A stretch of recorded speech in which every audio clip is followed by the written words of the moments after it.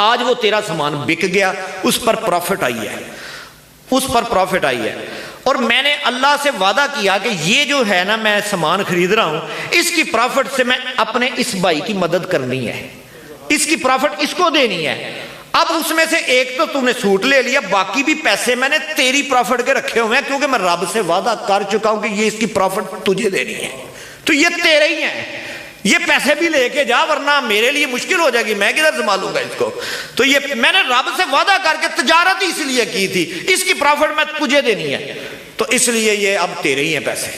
یعنی کہ وہ وعدہ جو بندے کے اپنے ہی اندر میں، ہم تو پتہ نہیں ادھر کچھ نیت کر رہے ہوتے ہیں، ادھر کچھ ہو جاتا ہے، ادھر کچھ ہوتا ہے، ادھر کچھ ہوتا ہے، لیکن ان کو یاد ہے کہ میں نے یہ تجارت اس کے لیے کی ہے، تو آپ نے وہ پیسے بھی اس کو دے کے چھوڑے، یہ لے جا تو پیسے۔ آپ رحمت اللہ تعالی کے تقوی کا ایک واقعہ میں صرف اور عرض کر کے اختتام کرتے ہیں۔ بسم اللہ الرحمن الرحیم، پڑھیے الصلاۃ والسلام علیک یا رسول اللہ وعلی آلک واصحابک یا حبیب اللہ، الصلاۃ والسلام علیک یا نبی اللہ وعلی آلک واصحابک یا نور اللہ۔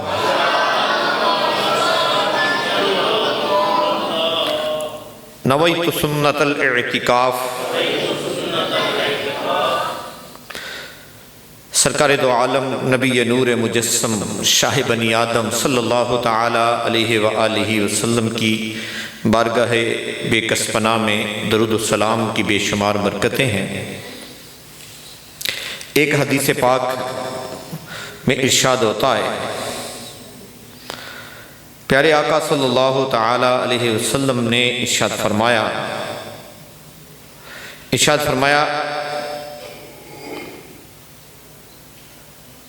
کہ مجھ پر کثرت سے درود پاک پڑھنا بندے کی غربت کو دور کر دیتا ہے۔ اٹھتے بیٹھتے چلتے پھرتے ہم درود پاک اگر پڑھتے رہیں تو الحمدللہ نیکیوں کا سلسلہ بھی جاری رہتا ہے، برکت اور رحمت بھی ہوتی ہے۔ اور ایک حدیث پاک میں ایک شخص نبی پاک صلی اللہ علیہ وسلم کی بارگاہ میں حاضر ہوا، اپنی غربت کا ذکر کیا۔ نبی کریم صلی اللہ تعالیٰ علیہ وسلم نے ارشاد فرمایا کہ تو جب گھر جایا کر تو گھر والوں کو سلام کیا کر، پھر ایک مرتبہ مجھ پر درود و سلام پڑھا کر، ایک دفعہ کل شریف پڑھا کر۔ اس بندے نے عمل شروع کیا، پھر کچھ عرصے کے بعد دوبارہ حاضر خدمت ہوا تو عرض کرنے لگا، یا رسول اللہ صلی اللہ علیہ وسلم، میں نے آپ کا دیا ہوا جو عمل ہے اس پر میں نے عمل شروع کیا تو الحمدللہ اللہ نے میرے رزق میں ایسی برکت دی ہے کہ اب میرے اپنے حالات بھی اچھے ہیں، میں اپنے رشتہ داروں میں، ہمسایوں میں بھی مدد کرتا ہوں لوگوں کی۔ تو بہت آسان ہے، گھر میں جائیں تو درود ایک دفعہ گھر والوں کو سلام کی عادت بنائیں، ویسے بھی بنانی چاہیے۔ اسی طرح ہمارے بچوں کی تربیت بھی ہوگی اگر ہم بڑے بچوں کو سلام کریں۔ ہمارے نبی پاک صلی اللہ تعالیٰ علیہ وسلم بچوں کو سلام کرتے تھے، چھوٹے بچوں کو گلی میں بھی سرکار صلی اللہ علیہ وسلم، ان سے بڑا تو کوئی بھی نہیں ہے، وہ سلام کرتے تھے بچوں کو۔ ہم اپنے گھر میں اپنے بچوں کو نہیں سلام کرتے، تو ہم گھر میں سلام کی عادت پیدا کریں، پھر اس کے بعد ایک دفعہ الصلاۃ والسلام علیک یا رسول اللہ یہ بھی پڑھیں اور کل شریف پڑھ لیا کریں۔ انشاءاللہ عز و جل یہ نسخہ کسی عام دربار سے نہیں آیا، دربار رسالت محمد صلی اللہ علیہ وسلم سے آیا، بڑی بارگاہ کا نسخہ ہے، صحابی رسول کو بتایا ہے۔ تو انشاءاللہ اس پہ عمل کریں گے، اللہ نے چاہا تو رزق میں برکت بھی ضرور نصیب ہوگی انشاءاللہ۔ صلو علی الحبیب صلی اللہ تعالی علی محمد صلی اللہ تعالی علیہ وسلم۔ حضرت سیدنا امام اعظم ابو حنیفہ رحمۃ اللہ تعالی علیہ کا ایک پڑوسی تھا، وہ ایک دن اچانک اپنے گھر سے سفر پہ چلا گیا اور بصرہ پہنچ گیا۔ واپس آیا تو امام اعظم ابو حنیفہ رحمۃ اللہ تعالی علیہ نے اس کی خیریت پوچھی اور پوچھا اتنے دن کہاں تھے؟ تو عرض گزار ہوا کہ بصرہ گیا تھا۔ فرمایا بتایا نہیں یار۔ تو کہنے لگا اصل میں علی جان رمضان شریف کا مہینہ تھا، میں نے ایک خواب دیکھا، کیا دیکھتا ہوں کہ آپ یعنی امام اعظم رحمۃ اللہ تعالی علیہ مدینہ پاک میں روضہ رسول صلی اللہ علیہ وسلم کے سامنے حاضر ہیں۔ آپ آگے بڑھے خواب میں اور روضہ رسول صلی اللہ تعالی علیہ وآلہ وسلم کے قریب چلے گئے۔ لوگ آپ کو دیکھ رہے تھے، کسی نے روکا نہیں ہے۔ آپ نے میرے دیکھتے ہی دیکھتے شاہ مدینہ قرار قلب و سینہ صلی اللہ تعالی علیہ وسلم کی قبر مبارک سے مٹی کی چند مٹھیاں بڑی اور ہوا میں اڑا دی خواب میں۔ یہ خواب دیکھ کر میں تو پریشان ہو گیا کہ یہ آپ نے خواب میں کیا کیا۔ چنانچہ میں نے بصرہ جانا تھا، میں جلدی سے نکل گیا اور حضرت سیدنا امام ابن سیرین رحمت اللہ تعالی علیہ جو کہ اس وقت کے بہت بڑے امام تھے، ان سے جا کر اس خواب کی تعبیر پوچھی۔ تو آپ نے تعبیر بیان کرتے ہوئے کہا اور مجھے تسلی دی کہ اے بندہ خدا، تو نے جس شخص کے متعلق یہ خواب دیکھا ہے یہ بہت عظیم شخصیت ہے جس کے بارے میں یہ خواب دیکھا ہے۔ پھر آپ نے پوچھا کیا ایسا کرنے والا جو شخص جس کو تم نے خواب میں دیکھا ہے کہ انہوں نے روضہ رسول سے قبر مبارک سے کچھ مٹی لی اور ہوا میں اڑائی ہے، تو کیا وہ عالم ہے؟ میں نے عرض کی کہ ہاں ہیں تو عالم، بہت بڑے عالم ہیں۔ اس پر امام سورین رحمت اللہ تعالی علیہ نے فرمایا تم نے جس شخص کے متعلق خواب دیکھا ہے وہ علم مصطفیٰ صلی اللہ تعالی علیہ وسلم کا وارث ہوگا اور اس علم کو دنیا بھر میں پھیلائے گا۔ اس خواب کی تعبیر یہ ہے۔ اور جس نے یوں مزار پاک سے وہ مٹی لے کر ہوا میں بکھیر دی ہے تو گویا اس نے بارگاہ رسالت سے حضور کے علم سے فیض لیا ہے اور اب وہ اس علم کو پوری دنیا میں پھیلا دے گا۔ اے میرے میٹھے میٹھے اور پیارے پیارے اسلامی بھائیوں، آپ نے اس واقعے سے ایک تو امام اعظم ابو حنیفہ رحمۃ اللہ تعالی علیہ کی شان اور عظمت کے بارے میں سنا، اور دوسرا کیا ہے کہ بعض اوقات خواب میں کچھ چیز جو نظر آ رہی ہوتی ہے اس کی تعبیر بالکل الٹ ہوتی ہے۔ مثال کے طور پر اگر آپ کسی کو خواب میں مرا ہوا دیکھتے ہیں، جو شخص زندہ ہے، اور آپ خواب میں دیکھتے ہیں کہ وہ فوت ہو گیا، تو علماء فرماتے ہیں اس کا مطلب یہ ہے کہ اس کی زندگی لمبی ہوگی۔ اگر خواب میں کسی کو آپ دیکھتے ہیں کہ اس کی شادی ہو رہی ہے، اس کے سر پہ سہرا سجا ہے، تو اس کو برات جا رہی ہے، تو سمجھو کہ فوت ہونے والا ہے، اس کا جنازہ نکلنے والا ہے، جنازے کی تعبیر ہے یہ۔ تو بعض اوقات خواب میں جو دکھایا جاتا ہے وہ کچھ اور ہوتا ہے اور اس کی تعبیر کچھ اور ہوتی ہے۔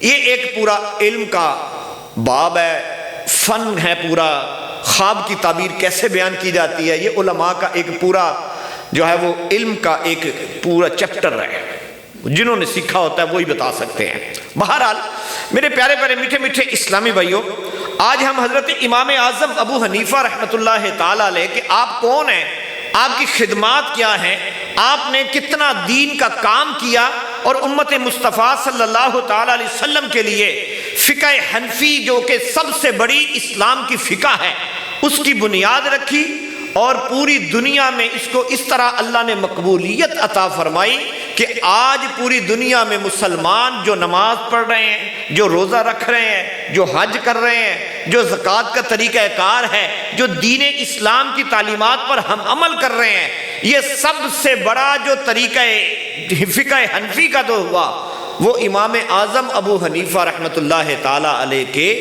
آپ کی خدمت کے کام کے ذریعے سے جو ہے وہ آگے بڑھا۔ الحمدللہ آپ رحمۃ اللہ تعالی علیہ کو آپ کا اسم مبارک ہے نعمان، آپ کے والد صاحب کا نام ہے ثابت، تو کنیت ابو حنیفہ، یوں آپ کا پورا نام ابو حنیفہ نعمان بن ثابت رحمت اللہ تعالی علیہ۔ امام اعظم رحمت اللہ تعالی علیہ 70 ہجری میں عراق کے مشہور شہر کوفہ میں پیدا ہوئے۔ 80 سال کی عمر میں 2 شعبان المکرم میں آپ نے اس دنیا سے رحلت فرمائی، اور آپ کا مزار پر انوار بغداد معلیٰ میں جلوہ گر ہے۔ حضرت امام اعظم ابو حنیفہ رحمۃ اللہ تعالی علیہ، الحمدللہ آپ کو اللہ تبارک و تعالی عز و جل نے پوری دنیا اسلام میں عزت اور مقبولیت عطا فرمائی۔ حضرت علامہ خطیب تبریزی رحمۃ اللہ تعالی علیہ نے لکھا ہے کہ اہل تصوف اور اہل طریقت کے امام فرماتے ہیں کہ کل عالم اسلام پر لازم ہے کہ اپنی نماز کے بعد امام اعظم رحمت اللہ تعالی علیہ کے لیے دعائے مغفرت کیا کریں، کیونکہ امام اعظم رحمت اللہ تعالی علیہ ہی وہ عظیم ہستی ہیں جنہوں نے امت کی خیر خواہی کرتے ہوئے سنت اور علم فقہ کی حفاظت فرمائی اور دنیا تک پہنچایا۔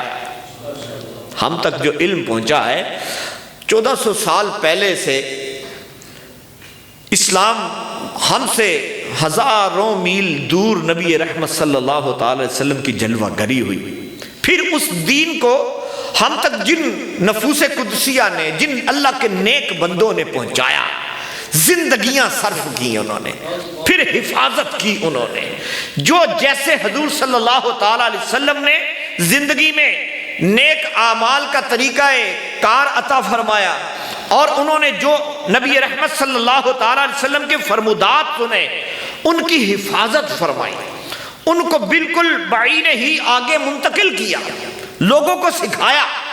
پھر جس طرح اللہ رب العزت دنیا میں کتنی زیادہ چیزوں کے اندر شفا یابی کا اثر رکھتا ہے، پیدا فرماتا ہے، ایک جڑی بوٹی ہوتی ہے یا کوئی دیگر جو چیزیں اللہ پاک نے دوائیوں میں جو استعمال ہوتی ہیں وہ پیدا کی، پھر ایک ڈاکٹر ہوتا ہے جو ان کو ملاتا ہے، پھر ایک نسخہ تیار کرتا ہے، ایک دوائی تیار ہوتی ہے، اور پھر اس دوائی کے کئی انداز سے اس کو چیک کرتا ہے، دیکھتا ہے، آزماتا ہے، پھر اس کو لوگوں کے سامنے پیش کرتا ہے کہ یہ دوائی میں نے یوں تیار کی ہے۔ تیار کہاں سے کی ہے؟ ان چیزوں سے جو اللہ نے پیدا فرمائی ہیں، ان میں سے 10 20 50 چیزیں ملا کر یہ ایک دوائی تیار کی ہے میں نے۔ اسی طرح سے نبی کریم صلی اللہ تعالی علیہ وسلم کی احادیث مبارکہ کثرت کے ساتھ نبی پاک صلی اللہ تعالی علیہ وسلم نے کسی بیان میں کچھ ارشاد فرمایا، کسی موقع پر کچھ ارشاد فرمایا، کسی موقع پر آپ نے کوئی عمل اختیار فرمایا، کسی موقع پر کوئی عمل اختیار فرمایا۔ نبی پاک صلی اللہ تعالی علیہ وسلم کے صحابہ کا پہلا احسان ان کا ہے کہ جنہوں نے نبی پاک کے ایک ایک لفظ کو لکھا، جنہوں نے حضور کی ایک ایک بات کو نوٹ کیا۔ میرے پیارے آقا صلی اللہ تعالی علیہ وسلم نے کب کیا پسند فرمایا، کس بات کو ناپسند فرمایا، کس بات پر کیا مدنی پھول دیے، کیا کلام فرمایا، کیا گفتگو فرمائی، میرے پیارے صحابہ اکرام رضوان اللہ اجمعین کا احسان ہے ہم بعد میں آنے والوں کے لیے۔ انہوں نے ایک ایک، یا رسول اللہ اس کا کیا مطلب ہے؟ آقا آپ یہاں کیوں رک گئے؟ آقا آپ نے یہاں پر کیوں خاموشی اختیار کی؟ سرکار دو عالم صلی اللہ تعالی وسلم کے پیچھے پیچھے پیچھے پیچھے انہوں نے زندگیاں لگا دی، حضور کے ساتھ ہی رہتے تھے، حضور کے خلوت جلوت، اور آپ کی زندگی سے جو اللہ نے ایک علم کا چشمہ پھوٹتا تھا، جو نور پھوٹتا تھا، اس کو سمیٹنے کے لیے کئی صحابہ نے، جن کی زندگی کا مقصد ہی صرف یہ تھا کہ بس حضور کے پاس بیٹھے رہنا ہے، دیکھتے رہنا ہے نبی پاک نے کب کیا فرمایا، پھر ان کا آ کر لکھتے نوٹ کرتے۔ اب یہ لاکھوں حدیثیں آ گئی، اب ان احادیث مبارکہ کی آگے ترویج کا سلسلہ تھا۔ پہنچنی کیسے ہے؟ ایک مدینہ شہر ہے، ایک مکہ شہر ہے جہاں پر نبی پاک صلی اللہ علیہ وسلم کے جلوے تھے۔ اب اسلام کا نور پھیل رہا ہے، مشرق میں، مغرب میں، شمال میں، جنوب میں، ملک فتح ہو رہے ہیں۔ اب حضور کی زندگی جو ہے اس کو نبی پاک صلی اللہ تعالی علیہ وسلم کے فرمودات اور احادیث مبارکہ کو حفاظت کے ساتھ مرتب کرنے کا سلسلہ شروع ہوا۔ پھر وہ آگے چلنا شروع ہوا۔ پھر آگے ایک جو اس وقت محدث ہوتے، علماء ہوتے، وہ کتنی حفاظت فرماتے ایک ایک حدیث کی۔ امام بخاری رحمت اللہ تعالی علیہ، آپ کو پتہ چلا ایک شخص ہے کہ اس کے پاس ایک حدیث ہے، ایک حدیث۔ ان لوگوں کو شوق ہوتا تھا کہ نبی پاک صلی اللہ تعالی علیہ وسلم کا کوئی فرمان ملے، ہم اس کو سیکھنے کے لیے چاہے 50 میل دور جانا پڑے، چاہے 100 میل دور جانا پڑے، چل کے چلے جاتے تھے۔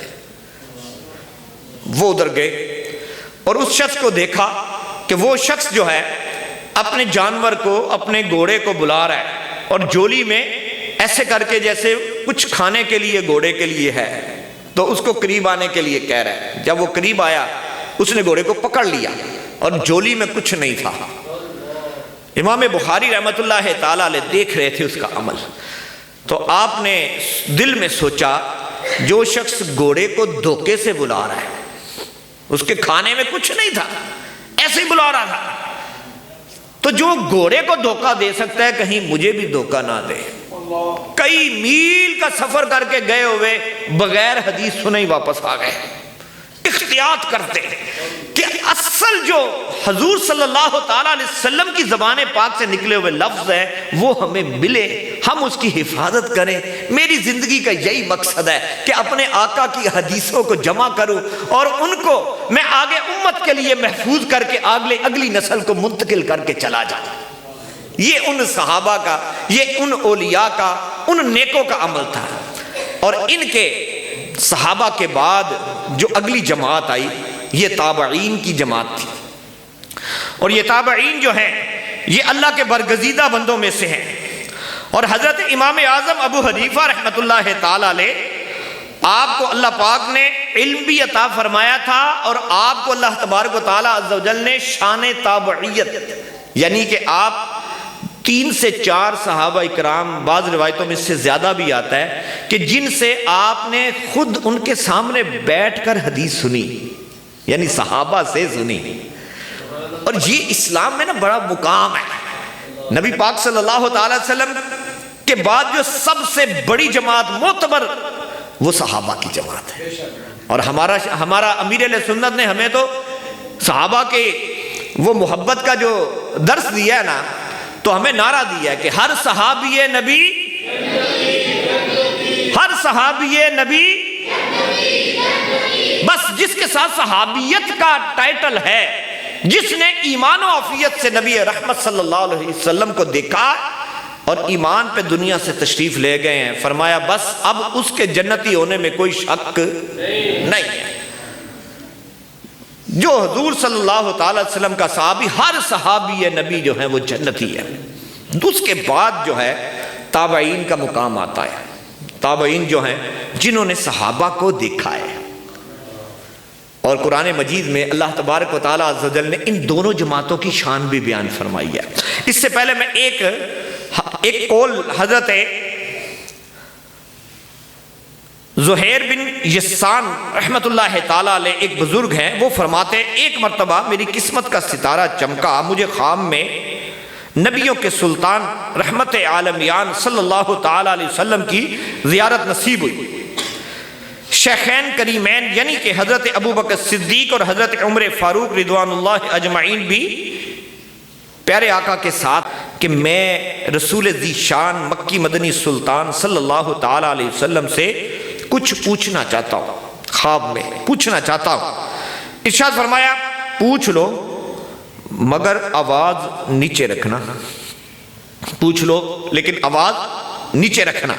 چنانچہ میں نے ادب کے ساتھ عرض کیا یا رسول اللہ صلی اللہ تعالی علیہ وسلم، ابو حنیفہ کے علم کے متعلق ارشاد فرمائیے، آپ ابو حنیفہ کے علم کے بارے میں کیا ارشاد فرماتے ہیں؟ نبی کریم صلی اللہ تعالی علیہ وسلم نے فرمایا، آپ نے فرمایا ابو حنیفہ کا علم وہ ہے جو حضرت خضر علیہ السلام کے علم سے پھوٹ کر نکلا ہے۔ سبحان اللہ، کیا شان ہے ہمارے امام اعظم ابو حنیفہ رحمۃ اللہ تعالی علیہ کی۔ اللہ رب العزت ارشاد فرماتا ہے اور اسے اپنا علم لدنی عطا فرمایا۔ علم لدنی یہ ایک علم ہے، اور اس کی ایک اپنی شان ہوتی ہے کہ بہت سارے علوم ہوتے ہیں، لیکن کچھ علم ایسے ہوتے ہیں کہ جو بندہ پڑھ کر سیکھتا ہے، کسی سے سیکھتا ہے، اور ایک علم وہ ہوتا ہے کہ جو انسان کسی سے نہیں سیکھتا، کسی سے پڑھ کے نہیں حاصل کرتا، بلکہ اللہ رب العزت اس کے سینے پر اپنے انوار میں سے کچھ نور ظاہر فرماتا ہے، اور اللہ پاک اس کو ایک ایسی سمجھ اور عقل کا دروازہ کھول دیتا ہے کہ اللہ پاک کی رحمت سے اسے بارگاہ رسالت سے ڈائریکٹ علم آتا ہے، اسے بات کی سمجھ بوجھ اللہ پاک عطا فرما دیتا ہے۔ جس طرح امام غزالی رحمۃ اللہ تعالی علیہ نے آپ نے پتہ کیا لکھا ہے، آپ نے اس کی مثال دی ہے کہ علم لدنی کیا علم، کون سا علم ہوتا ہے جسے علم لدنی کہتے ہیں؟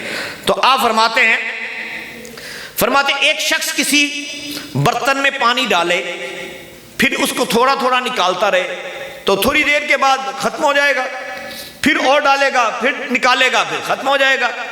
تو وہ یوں محنت یوں کرتا ہے، کہیں سے وہ پانی لا کر اپنے برتن میں ڈالتا ہے اور پھر اس میں سے کچھ استعمال کرتا ہے، تو وہ پانی استعمال ہوتے ہوتے پھر ختم ہوتا ہے، پھر لاتا ہے، پھر ختم ہوتا ہے۔ فرماتے ہیں یہ عام علم والوں کی مثال ہے، پڑھتے ہیں کتاب سے، کہیں سے لاتے ہیں، سنتے ہیں، اپنے استاد سے سیکھتے ہیں، اور پھر ان کا علم بیان کرتے ہیں تو ختم ہوتا ہے، بات جو پہلے بیان کی پھر دوبارہ وہی آ جائے گی، تو وہ رپیٹ ہو گئی، تو وہ ختم ہو جاتی ہے۔ اچھا، فرماتے ہیں لیکن کچھ ایسے ہوتے ہیں جو انہوں نے مثال دی، وہ اپنے گھر میں کنواں کھودتے ہیں، تو کھودتے ان کا نیچے جو پانی کا اللہ نے چشمہ پیدا کیا نا، اس سے رابطہ ہو جاتا ہے۔ اب ان کا پانی جو ہے وہ نیچے سے اس پانی کے چشمے سے نکل کر آ رہا ہوتا ہے، جہاں پر پانی کبھی کم نہیں ہوتا، گھٹتا نہیں ہے۔ فرمایا اسی طرح کچھ ایسے ہوتے ہیں اللہ کے نیک بندے جو اپنے نفس کا تزکیہ کرتے ہیں، اپنے نفس کو علائشوں گناہوں سے اور اپنے نفس کو حرام سے بچا کر یوں پاک کرتے رہتے ہیں، اپنا رزق پاک کرتے ہیں، اپنی سوچ کو پاک کرتے ہیں، اپنی نظر کو پاک کرتے ہیں، اپنی گفتگو کو پاک کرتے ہیں، اپنے ظاہر کو پاک کرتے ہیں، اپنی تنہائیوں کو پاک کرتے ہیں۔ جب وہ یہ والی محنت کرتے ہیں کہ اپنے سینے کو گناہوں کی غلاظت سے پاک کرتے ہیں، فرمایا جس طرح وہ شخص اپنے گھر میں ہود کھودتے ایک موقع پر وہاں پہنچ جاتا ہے کہ زمین کے نیچے کے چشمے سے پانی اس کو ملنا شروع ہوتا ہے، فرمایا وہ جب اپنے نفس کو پاک کرتے کرتے اس مقام پر پہنچ جاتا ہے کہ پھر اس کے سینے کا رابطہ سینہ مصطفیٰ سے ہو جاتا ہے، اور پھر وہ علم جو وہاں سے آتا ہے، فرمایا اس علم کو کبھی انتہا نہیں ہوتی، وہ علم کبھی ختم نہیں ہوتا۔ کیوں کہ اس نے وہ رستہ کھول لیا ہے، اس نے اپنے نفس کو یوں پاک کر لیا ہے کہ اب اس کو بارگاہ رسالت مآب صلی اللہ تعالی علیہ وسلم سے ڈائریکٹ علم نصیب ہوتا ہے۔ فرمایا اس کو کہتے ہیں علم لدنی، یہ ہے علم لدنی، وہ انسان کو سمجھ میں آ جاتا ہے۔ میں ایک اس کی مثال دیتا ہوں، آپ بزرگوں میں سے کئی جانتے ہوں گے، ہمارے ایک بزرگ ہوتے تھے سیالکوٹ میں، فوت ہو گئے، اللہ پاک ان کے درجات بلند فرمائے۔ تو وہ ایک شخص ان کے پاس بیٹھا ہوا تھا، میں علم لدنی مطلب جو میری سمجھ میں آیا یہ کیسا علم ہوتا ہے، کتاب میں کہیں نہیں لکھا ہوتا، تو وہ کہہ رہا تھا بڑی دیر ہو گئی ہے، نماز پڑھتا رہتا ہوں، بس بڑے وظیفے بھی کیے ہیں میں نے، بس میری کوئی بات بن نہیں رہی، بڑی نمازیں پڑھتا ہوں جی، میں بڑے وظیفے کرتا ہوں جی، تو جو بھی اس کی مراد ہوگی کوئی تو وہ مل نہیں رہی جی، پریشان تھا۔ تو پہلے تو وہ سنتے رہے، تو پھر کہنے لگے بیٹا تو اگر اگوکی کو منہ کر کے چل پڑے سڑک پہ تو سیدھی سڑک پہ چلتا رہے تو کبھی ایسا ہوگا کہ آگے اگو کی آئے ہی نہ. جب تو صحیح سڑک پہ چل رہا ہے تو چلتا چل بھی رہا ہو، رخ بھی تیرا ٹھیک ہو، تو ایک نہ ایک دن اگو کی آ ہی جانا ہے. تو سیالکوٹ سے چلنا ذرا تو چلتا صحیح چل تو چلتا آ ہی جانا ہے پتر. یہ کنج ہو سکتا ہے؟ یہ کیسے ہو سکتا ہے؟ تو نمازیں بھی پڑھے یار، تو چیک کرنا تیرے کپڑے پلید ہوتے ہیں پاک ہوتے، تو جو پڑھ رہا ہے وہ صحیح پڑھ رہا ہے کہ نہیں پڑھ رہا؟ تو جو تلفظ ہے تیرا قرآن وہ صحیح بھی ہے کہ نہیں؟ تیرے وہ رزق میں پکیزگی ہے کہ نہیں ہے؟ تیری نمازوں میں کیوں اثر نہیں آ رہا یار؟ جب تیرا رستہ بھی ٹھیک ہے، سڑک بھی ٹھیک ہے، منہ بھی سیدھی طرف مدینے کو کیا ہوا ہے، تو آخر مدینہ آ جانا چاہیے یار جب تو صحیح سڑک پہ جا رہا ہے. تو یہ ایسی مثال میں ایک مثال آپ کو عرض کی ہے کہ ایک اس میں کوئی کسی کتاب میں نہیں لکھا ہوگا کہ یہ انگوکی کی مثال، لیکن انہوں نے اس کو سمجھا دیا، وہ اس کو سمجھ آ گئی بات کی. کہتا ہے بات تو ٹھیک ہے. آپ نے فرمایا نیت کو دیکھ یار، کہیں کو خرابی ہوگی، ورنہ یہ کیسے ہو سکتا ہے کہ تو نماز بھی پابندی سے پڑھے، وظائف بھی پابندی سے پڑھے، درود بھی پابندی سے پڑھے اور سارا کچھ صحیح کر رہا ہو، اس کے باوجود اللہ کی رحمت کا دروازہ نہ کھلے؟ یہ ہو نہیں سکتا یار. یا تیری سمجھ نہیں ہے، تو پتہ نہیں کسی اور چیز کو رحمت سمجھ رہا ہے کہ یہ ہوگا تو رحمت ہوگی، مطلب میری فلانا کام ہو جائے گا، لیکن اللہ پاک نے تیرے لیے رحمت کا کوئی دروازہ کھولا ہوا ہے، تجھے نہیں سمجھ. اللہ نہ کرے کبھی بند ہو گیا تو پھر پتہ چلے گا. کبھی نعمتیں ایسی ہوتی ہیں جو چھن جاتی پھر پتہ چلتا ہے. خیر، تو میں یہ بہرحال عرض کر رہا تھا کہ امام اعظم ابو حنیفہ رحمۃ اللہ تعالیٰ علیہ کو آپ کو اللہ پاک نے علم لدنی عطا فرمایا تھا. حضرت محمد بن صائب رحمۃ اللہ تعالیٰ علیہ فرماتے ہیں میں نے پچھلی آسمانی کتابوں میں سے کسی کتاب میں پڑھا تھا کہ امت محمدیہ صلی اللہ تعالیٰ علیہ وسلم میں ابو حنیفہ کے نام کا ایک شخص آئے گا جس کو اللہ پاک حکمت اور علم سے ایسا بھر دے گا کہ جیسے اللہ نے آسمان کو ستاروں سے بھر دیا ہے. اللہ اکبر. ایک اور بزرگ ہیں حضرت کعب الاخبار رحمۃ اللہ تعالیٰ علیہ جو تابعی ہیں، فرماتے ہیں میں نے پچھلی آسمانی کتابوں میں اس امت کے علماء اور فقہا کے نام پڑھے، ان میں ایک نام نعمان بن ثابت کا بھی پڑھا. پہلی کتابوں میں نعمان بن ثابت کا نام بھی پڑھا اور ان کا ذکر اس میں موجود تھا، اور ان کے بارے میں پچھلی آسمانی کتابوں میں لکھا تھا یہ اپنے زمانے کے تمام اہل علم کے امام ہوں گے اور ان کی شخصیت آسمان علم پر ایسے چمکے گی جیسے اندھیری رات میں 14ویں کا چاند چمکتا ہے. اللہ اکبر، سبحان اللہ. اے میرے میٹھے میٹھے اور پیارے پیارے اسلامی بھائیوں، یہ ہیں ہمارے امام اعظم ابو حنیفہ رحمۃ اللہ تعالیٰ علیہ جن کی ہم تقلید کرتے ہیں، جنہیں ہم اپنا امام سمجھتے ہیں، جن کے دیے ہوئے فتوے پر ہم عمل کرتے ہیں. آج کل سوشل میڈیا کا دور ہے اور غیر مسلموں کی مختلف سازشیں بہت تیزی سے کام کرتی پھر رہی ہیں اور لوگوں کو علماء اکرام سے دور کرنے کے لیے طرح طرح کی بد زبانیاں اور طرح طرح کی بد کلامیوں کا سلسلہ جاری ہے. لیکن حضرت امام اعظم ابو حنیفہ رحمۃ اللہ تعالیٰ علیہ کا رتبہ یہ ہے کہ اللہ رب العزت نے ان کو اپنے پیارے محبوب صلی اللہ تعالیٰ علیہ وسلم کے دین کی خدمت کے لیے منتخب فرمایا، اور آپ کو اللہ تبارک و تعالیٰ عز و جل نے تمام عقلی اور نقلی علوم کا مرکب کیا. نقلی اور عقلی علوم کا مرکب کیا. آپ کو ہر لحاظ سے اللہ پاک نے ایسا علم عطا فرمایا. نقلی علم سے مراد ہوتا ہے جو کتاب میں لکھا ہوتا ہے، نقل کیا ہوتا ہے، اور ایک ہوتا ہے عقل کے ساتھ اللہ پاک کسی کو علم عطا فرماتا ہے. وہی جو علم لدنی والا دروازہ کھلتا ہے، اس کو سمجھ آتی ہے. بعض لوگ ہوتے ہیں جس طرح ایک کلاس میں بچہ پڑھتا ہے اور وہ بچہ فیل ہو جاتا ہے، اسی کلاس میں اسی استاد سے اسی کمرے میں اسی ٹیبل میں اسی طرح کی کتاب لے کے ایک بیٹھا ہوتا ہے، وہ فرسٹ آ جاتا ہے.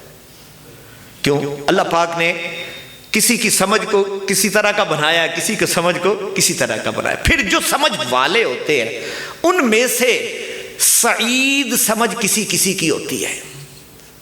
بڑے بڑے لوگ، بعض ایسے ڈاکو اور ایسے وہ لوگ ہوتے ہیں کہ بہت ذہین ہوتے ہیں، لیکن ان کی عقل سعید عقل نہیں ہے، سیدھی عقل نہیں ہے، ان کو الٹی عقل لگی ہوتی ہے. وہ اپنی عقل کو استعمال کر رہے ہوتے ہیں لیکن برے کاموں میں لگا رہے ہوتے ہیں. بڑے شاطر، بڑے چلاک ہوتے ہیں، پوری پولیس کو اور پورے اداروں کو دھوکہ دے کے نکل جاتے ہیں، ایسا فراڈ کرتے ہیں، آن لائن فراڈ ہوتے ہیں، بینکوں میں، مطلب عقل والا ہی کرتے ہیں ہوتے ہیں. لیکن یہ عقل، جس کی عقل میں موت نہیں آئی، جس کی عقل میں رب کی بارگاہ میں کھڑے ہونے کی سمجھ نصیب نہیں ہوئی، اس کی عقل جو ہے وہ شیطانی عقل ہے، اس کی عقل جو ہے وہ سعید عقل نہیں ہے، اس کی فرما برداروں والی عقل نہیں ہے. اللہ پاک ہمیں ایسے عقل مند ہونے سے محفوظ فرمائے کہ جو اللہ کا نافرمان کر دے.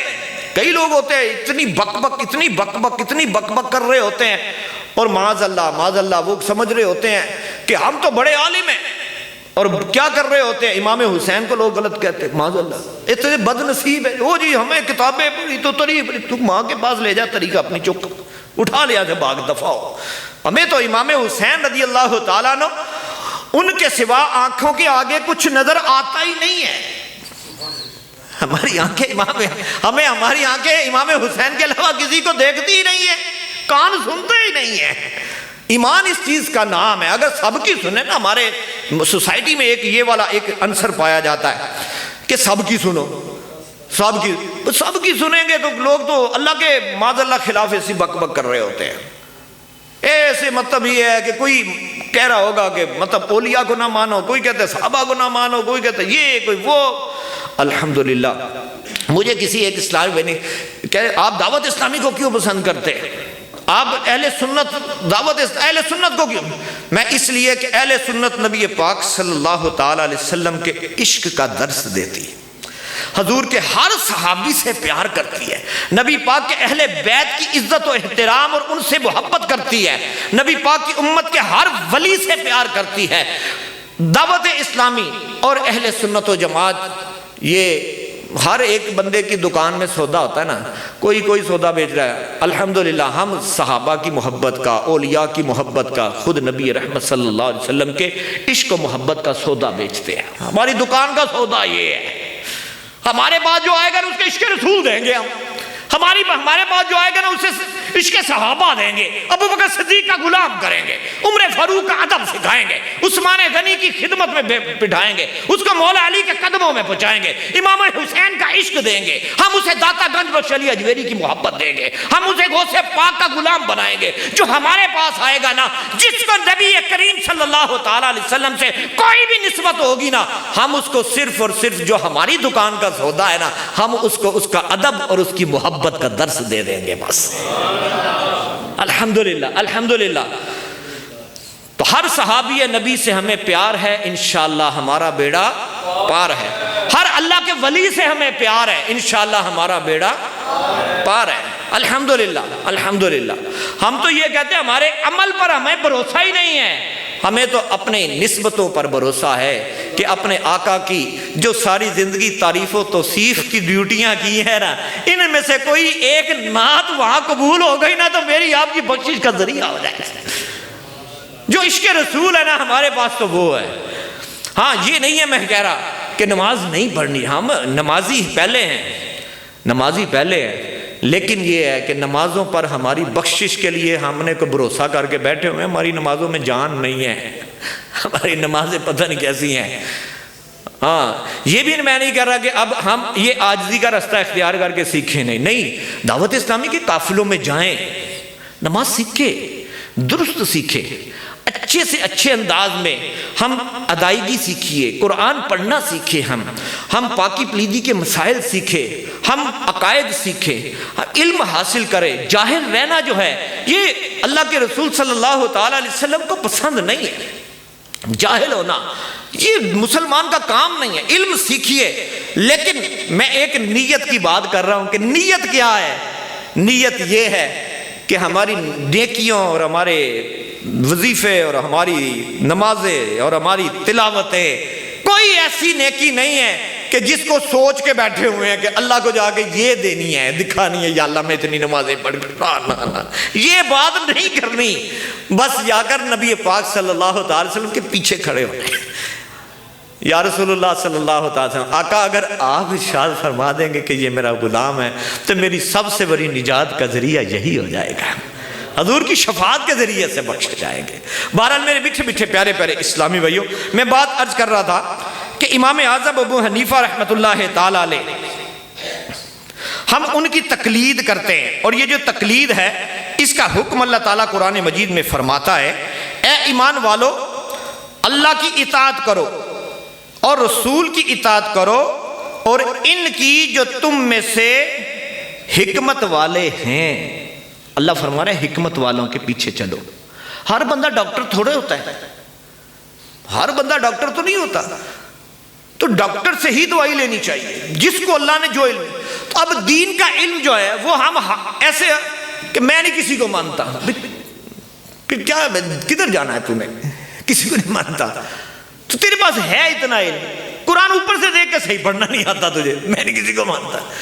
تو جنت میں جانا ہے تو آپ جو جنت میں جا رہے ہیں، جو نیکیوں کی راہ کو جانتے ہیں، جنہوں نے ساری زندگی قرآن و حدیث کی خدمت اور علم میں لگائی ہے، تو ان کے پیچھے چلنا، ان کی آپ نے لاہور جانا ہے تو میں نے کل ہی جانا ہے تو جاؤ پیدل، گاڑی میں بیٹھے گا تو ڈرائیور پر بھروسہ کرنا ہی پڑے گا، اس کی گاڑی میں بیٹھ جانا۔ ایک آپ گاڑی میں بس میں بیٹھ جاتے ہیں تو ڈرائیور پر ہی بھروسہ کرنا ہے، جی وہ چلا رہا ہے نا گاڑی، تو اس کے پیچھے چلے گا تو پھر ہی لاہور پہنچیں گے نا۔ اگر کہ میں خود ہی جاؤں گا تو ٹھیک ہے پھر جا۔ تو یہ ایک اسی طرح سے دوائی کا میں جیسے مثال دی کہ دوائی بھی اگر ہر بندہ ہی کہ میں اپنی مرضی سے دوائی کھاؤں گا تو پھر تجھے سمجھ میں مر جائے گا، کوئی الٹی سیدھی کھائے گا تو مر جائے گا پھر۔ لیکن اگر اچھے ڈاکٹر کے پاس جائے گا، اس کے پاس بیٹھ کے وہ جو نسخہ لکھ کے دے گا اس کو استعمال کرے گا۔ اسی طرح سے دین کی بات کی طرف آتے ہیں کہ جب ہم دین کی بات آتی ہے تو قرآن کا پورا ترجمہ، پھر اس میں سے مسائل کو اخذ کرنا، یہ ایک پورا فن ہے نا یار۔ حدیث کی لاکھوں حدیثوں میں سے حدیث پاک کا پورا ذخیرہ نکال کے تو پھر ایک نماز کا طریقہ ہمیں عطا فرمائے کہ یہ طریقہ نبی پاک صلی اللہ علیہ وسلم، یہ روزے کا طریقہ ہے، یہ حج کا طریقہ ہے، یہ زکوٰۃ کا طریقہ ہے، تم بس اس پہ عمل کرو۔ اب آپ دیکھیے یہاں سے آپ بغداد شریف جانا چاہیں تو ہزار رستے ہوں گے، لیکن آپ کو آخر کسی ایک سڑک پہ چلنا پڑے گا۔ سڑک پہ چلیں گے نا، کسی نے سڑک بنائی ہے نا، اس کو فالو کریں گے تو بغداد شریف چلے جائیں گے آپ، کسی ایک سڑک پہ چلیں گے تو لاہور چلے جائیں گے۔ تو منزل پر جب جانا ہے تو جن لوگوں نے محنتیں کر کے ایک سڑک بنا دی ہے، ایک فقہ بنا دی ہے، بس اس پہ چلتے جاؤ نا۔ تمہارا کام نئی سڑک بنانا تھوڑا ہے، ہر بندہ ہی سڑک بنانا شروع کر دے، ہاں میں بھی عالم ہوں جی، میں بھی عالم ہوں جی، میں نے بھی سڑک نئی بنانی ہے، میں نے نئی۔ بھائی جو سڑکیں بنی ہوئی ہیں نا، آپ کو چل رہے ہو نا اس پہ تو آپ منزل پہ پہنچو۔ اور آج بہت بڑے انتشار کی دماغی جو انتشار پیدا ہوا ہے نا آج کل، یہ بھی ٹھیک نہیں ہے، وہ ٹھیک نہیں ہے، اس کے خلاف اس کے خلاف، اس کے پیچھے وجہ یہی ہے کہ وہ ہر ایک کوئی جو ہے نا وہ آزادی رائے کی جو ہے نا وہ اجازت ہے، تو یہ جو سڑک ہے مینوں نہیں پسند، میں ادھر سے ہو کے جانا کرنا، یہ بھی تو رستہ ہے نا، ہوگا یار یہ بھی رستہ، لیکن یہ جو رستہ ہے نا، یہ رستہ وہ ہے کہ جس پہ اس سے پہلے ہزاروں لوگ گزر کے مدینے جا چکے۔ اگو کی کو آنے کے سیالکوٹ کی 2 سڑکیں ہیں، تو میں اب ضد کر کے بیٹھ جاؤں کہ میں 2 سڑکوں تے ہی جانا ہے، کیسے جانا ہے؟ ایک سڑک پہ جائے، پھر گاڑی ایک ہی سڑک پہ چل سکتی ہے نا، پھر ہی آپ منزل میں پہنچ سکتے ہیں۔ اگر نہیں جی میں 3 سڑکوں تے جانا ہے، میں سارے نو ماننا وا، بس ٹھیک ہے، سب کو ماننا اور بات ہے، چلنا کسی ایک کے رستے پر ہی ہوتا ہے۔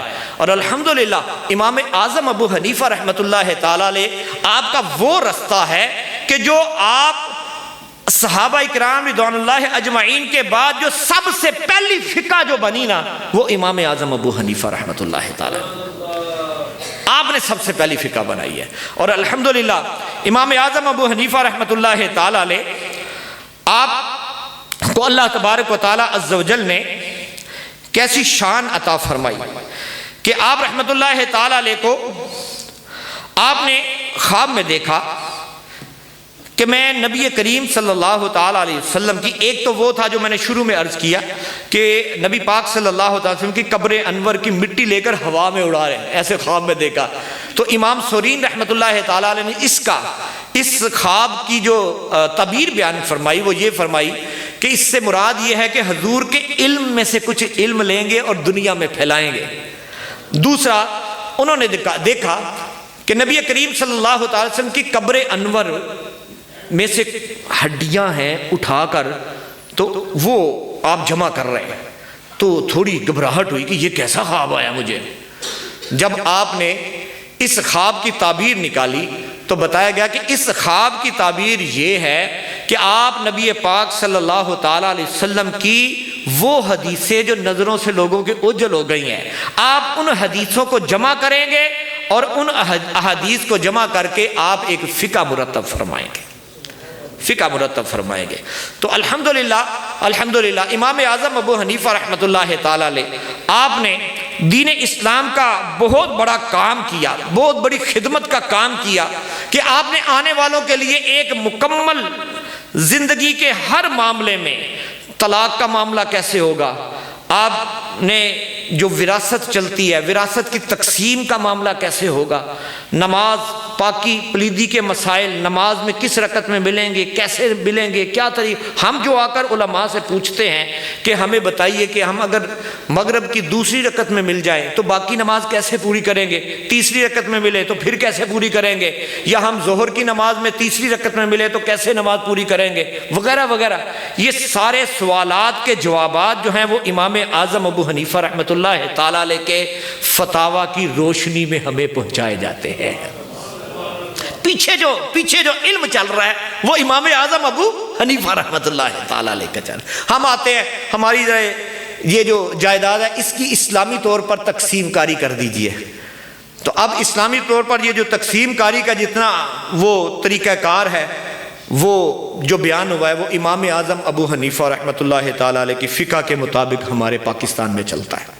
اس کے مطابق عدالتوں کے فیصلے ہوتے ہیں، یعنی کہ جو کچھ بھی عدالتوں میں اور جو کچھ علماء کرام منبر سے محراب سے فتوے کی زبان میں بیان کرتے ہیں، آخر اس کے پیچھے علم لے کر کہاں آتے ہیں؟ امام اعظم ابو حنیفہ کے قدموں سے آتا ہے سارا علم. یہ احسان ہے امام اعظم ابو حنیفہ رحمۃ اللہ تعالی. اور آپ کو اللہ پاک عز و جل نے ایک طرف آپ نے شاگردوں کی ایک بہت بڑی جماعت تیار کی، آپ نے خود زندگی پوری مینج کی. آپ پتہ کیا فرماتے ہیں؟ آپ نے ایک نصیحتوں کے بارے دعوت اسلامی کے مکتبۃ المدینہ سے امام اعظم رحمۃ اللہ تعالیٰ علیہ کی نصیحتیں، یہ ایک چھوٹا سا رسالہ ملے گا آپ کو 10-20 روپے کا، آپ لے کے پڑھیے، آپ کو ٹھنڈ پڑے گی سینے میں. آپ نے اس میں ایک بات بیان فرمایا کہ آپ اپنے لیے رزق کا ایسا سامان کوئی تیار کرے، ایسا ذریعہ تیار کرے کہ جس کے ذریعے سے تم رزق کی فکر سے پاک ہو جاؤ اور پھر دین کا کام کرو. آپ نے خود کیا کیا؟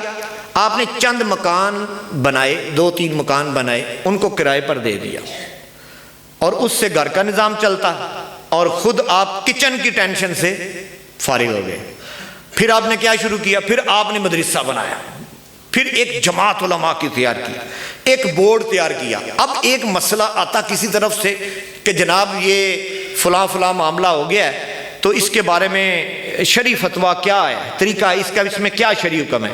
آپ اس کے بارے میں وہ مسئلہ لکھتے اور آپ کے تقریباً بعض کتابوں میں لکھا ہے 300 علماء کی جماعت تھی جن کے سامنے وہ مسئلہ پیش کرتے کہ اس کا حل دو. وہ پھر 300 علماء اس پہ بحث کرتے، گفتگو کرتے، پھر اس کا حل لے کر آتے. آپ پھر اس حل کو پھر دیکھتے، پھر آپ اس پہ اپنی رائے بیان کرتے. جس نے جو رائے دی ہوتی اس کو پوچھتے تو نے یہ جو بات لکھی ہے کس حدیث سے لے کر آیا ہے، حضور کے کون سے فرمان سے ہے، یا قرآن کی کس آیت سے یہ تو نے مسئلہ نکالا ہے. اب یوں بحث کر کے گفتگو کر کے پھر اس مسئلے کا جب ساری تسلی ہو جاتی نا کہ یہ بالکل صحیح قرآن و حدیث کے مطابق ہو گیا مسئلہ، پھر اس کو اپنے فتوے میں درج فرما لیتے. یوں آپ یہ نہیں ہے کہ ایسے پکڑ کے لوگ لکھتے گئے ہیں یہ کام یوں کر لو، یہ کام یوں کر لو، یوں کر لو. نہ پورے ایک وہ بورڈ تھا کہ جن کے سامنے یہ مسئلے پیش ہوتے، بحث ہوتی، پھر اس پہ قرآن و حدیث کے دلائل ہوتے، پھر کتنے کتنے دن اس پر بحث ہوتی رہتی، پھر جا کر ایک مسئلہ جو ہے وہ فائنل ہوتا اور اس کو کتاب میں درج کر کے پھر امت کے لیے آگے پہنچا دیا جاتا۔ یہ بعد والوں کے لیے ہے۔ پھر بھی آپ کیا فرماتے ہیں؟ آپ فرماتے ہیں میرے بعد بھی اگر کوئی ایسی ایک بات بھی میرے فتوے میں میری کتاب سے نکل آئے جو قرآن سے اور حدیث سے ٹکراتی ہو تو میری بات کو اٹھا کر دیوار سے مارو، قرآن و حدیث پہ چلو۔ یعنی کہ اتنی تحقیق کرنے کے باوجود خود آپ تقوی و پرہیزگاری کے ایسے مجسم تھے کہ آپ رحمت اللہ تعالیٰ علیہ نے ایک ساتھ میں ایک کاروبار شروع کیا ہوتا، کپڑے کا کاروبار کرتے تھے۔ ایک دن آپ نے اس شخص کو جو کہ سیل مین کے طور پر رکھا تھا اس کو کہا کہ یہ کپڑا جب کوئی آئے تو تم نے یہ کپڑا جو ہے بتانا ہے کہ اس میں عیب ہے، نقص ہے۔ اب وہ بھول گیا، وہ جو سیل مین ہے اس نے ویسے بیچ دیا۔